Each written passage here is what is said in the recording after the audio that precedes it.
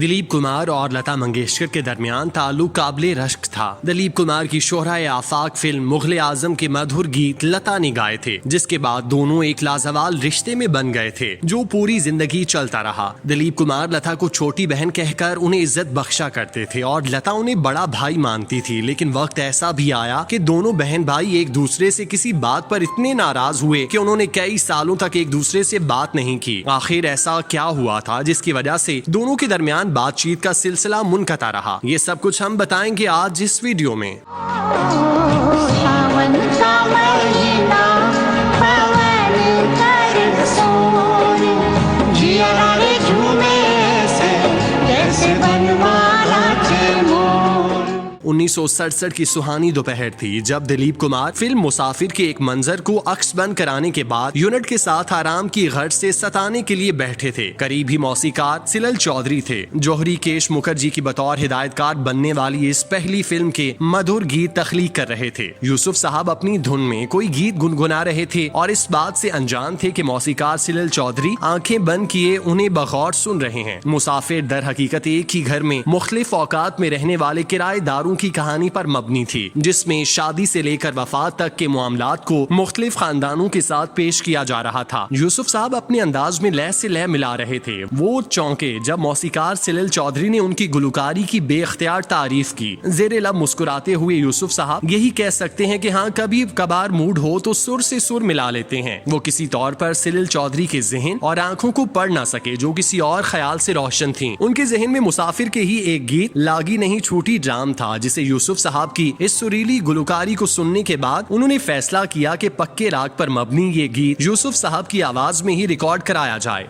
यूसुफ साहब इस बात से बेखबर थे क्योंकि ये वो दौर था जब फिल्मों में उनके लिए पसे पर्दा गुलकारी मोहम्मद रफी या तलत महमूद किया करते, तो ऐसा महसूस होता जैसे खुद यूसुफ साहब गा रहे हैं। मौसीकार सिलल चौधरी ने आखिरकार अपने दिल और जहन में कल बलाने वाली बात यूसुफ साहब की गोश गुजार की, तो उन्होंने बेइख्तियार कहका लगाया और कानों तक हाथ ले जाकर बोले, दादा रहने दे, मैं अदाकार ही भला। लेकिन सिलल चौधरी ठान चुके थे। उन्होंने बाकायदा ऐलान किया कि यूसुफ साहब लता मंगेशकर के साथ जोड़ी बनाकर फिल्म का गीत गाएंगे। शहनशाही जज्बात इनकार ही करते रह गए, मगर मौसीकार सिलल चौधरी के सामने उनकी एक ना चली। सिलल पहली बार यूसुफ साहब की किसी फिल्म के लिए मौसीकी तरतीब दे रहे थे, लेकिन इसके बावजूद यूसुफ साहब उनकी बहुत इज्जत और एहतराम करते थे। उनके फन को कदर की निगाह से देखते और वो इस बात से भी बाखूबी वाकिफ थे कि सिलल चौधरी अगर इरादा कर लें तो पीछे नहीं हटते। लेकिन यहाँ उनसे बढ़कर बात यूसुफ साहब की उनसे अकीदत और एहतराम की, जिसके आगे वो गुलकारी ना करने की अपनी ख्वाहिश को दबा नहीं सकते थे। यूसुफ साहब चाहते थे कि जिस तरह वो फन अदाकारी में अपनी मिसाल आप हैं, उसी तरह नगमा सिराई करें तो उसमें भी कोई झोल या खामी ना हो। इस बिना पर उन्होंने सिलल चौधरी से मजीद रियाज करने और गुलकारी की बुनियादी रुमूज में माहिर होने की दरख्वास्त की, जिसे मौसीकार ने रद्द ना किया। उधर लता मंगेशकर इस बात से लाइल्म थी कि जिस गाने की वो कई दिनों से रिहर्सल कर रही हैं, वो उन्हें किसी और नहीं यूसुफ साहब के साथ रिकॉर्ड कराना है। इस दौरान उड़ते उड़ते ये खबर उनके कानों तक भी पहुंच गई। वो यकदम हैरान हो गईं कि सिलल चौधरी ने ये फैसला क्यों किया। वो चाहती थी कि ये गाना कोई पेशावर और बाकायदा गुलकार ही गुनगुनाए, क्योंकि उनके दिल में खौफ समा गया था कि कहीं ये गीत उनकी शोहरत को नुकसान न पहुंचा दे। यही नहीं, एक और बात ये भी थी कि लता को डर था कि एक ना तजुर्बाकार गुलकार के साथ गीत रिकॉर्ड कराने में न जाने कितना वक्त जाया हो जाए, जिसकी वजह से उनके दीगर फिल्मी मसरूफियात मुतासिर हो सकती थी। उन्हें तहफुजात और खदशात का जिक्र जब उन्होंने सिलल चौधरी के सामने किया तो उन्होंने हस्बे रिवायत मुस्कुराते हुए सिर्फ ये कहा कि वो दिलीप कुमार हैं, जो काम करता है वो मुख्तलिफ और मुनफरिद होने के साथ साथ उसमें महारत भी होती है। इस पक्के राग वाले गीत की रिहर्सल कई दिनों तक जारी रही। दिलीप कुमार ने बड़ी मेहनत करके गाने की धुन सीखी। उधर लता के दिल में खलिश थी। उन्होंने अपनी क्लासिकल मौसीकी की तरबियत को भरपूर तरीके से बरोए कार लाते हुए गाने के दौरान कई सुर मिलाकर एक ही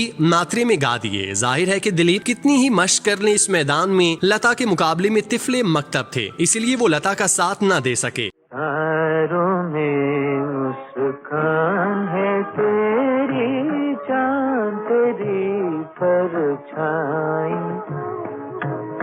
अपने गीत है।